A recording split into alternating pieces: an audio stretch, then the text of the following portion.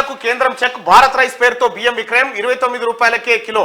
వచ్చే వారం ప్రారంభం. ఎగుమతులపై నిషేధం విధించిన పెరిగిన ధరలు. 5 కేజీలు 10 కేజీల బ్యాగుల్లో అందుబాటులోకి వస్తా ఉన్నాయి. ఈ కంట్రోల్ బియ్యం తింటున్నారే జనం? సగం మంది తింటారు, సగం మంది అమ్ముకుంటారు కదా. అది ఎట్లా చేయాలి మరి? ఎట్లా కంట్రోల్ చేయాలి మరి? దాన్ని కంట్రోల్ అనేది ఏమి లేదు.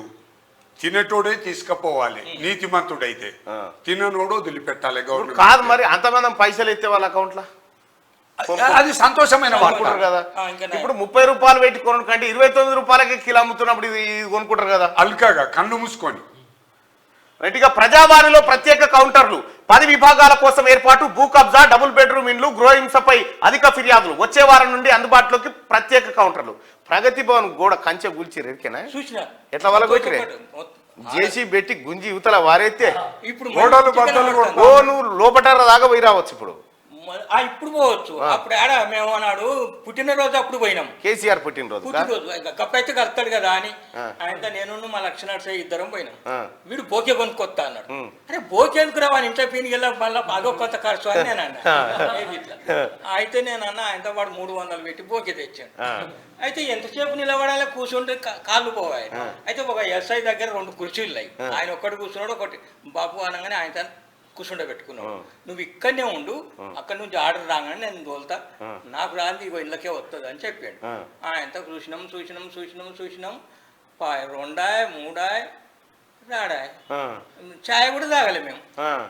ఉన్న 300 బోకి పెడితే వారి బొంద ఆయనతో చేసినాం. ఇది అయింది. ఆయనతో అటే వెళ్ళిపోయింది అని ఈయన అన్నాడు ఎస్ఐ. మీరు వెళ్ళిపోండి ఆయనతో ఆడ వారేసినాం. ఓకేను. నాటువంటి వాళ్ళు మన మన ఇల్లు మేధావులు ఏది ఫ్రీడమ్ ఫైటర్స్ వాళ్ళు వీళ్ళు అన్ని అమౌంట్ వాళ్ళు తెచ్చారు. అన్ని ఆడ వారేసారు, తిట్టుకుంటా పోయారు. 2000 మంది. పుట్టినరోజు నాడు కడవలేవాడు దొంగ. అంత కోపం మాది. ఇగో ప్రజావాణి కాడ ఇప్పుడు ప్రగతి భవన్ తీసి ప్రజావాణి పెట్టి 10 విభాగాలు. భూ కబ్జా పెట్టినోడిది ఒక కౌంటరు, డబుల్ బెడ్రూమ్లది ఒకటి, గృహహింసది ఒకటి. ఎన్నడని ఆలోచన చేసిండు ఆ కేసీఆర్కి నమూనాల చేసుడు ఆయుధం తీసుకుంటాను కన్నా. ఒక్కటే ఇప్పుడు కరీంనగర్ సిపి ఉన్నాడు మహంతి గారు. ఇప్పుడు సూపర్ ఉన్నాడు. ఇప్పుడు సూపర్ అంటే తమరి ప్రొపగండ ఎక్కువైంది. ఈడ ఏం ఎక్కువైంది? సింగరేణి కార్మికుడు రిటైర్డ్ కార్మికుంది భూమి అవును, దాని మీద ఏసీ లోపల నూకి పారేసాడు అంతే. ఇయాడ వాడు వచ్చి మొక్కుతాను ఎవలను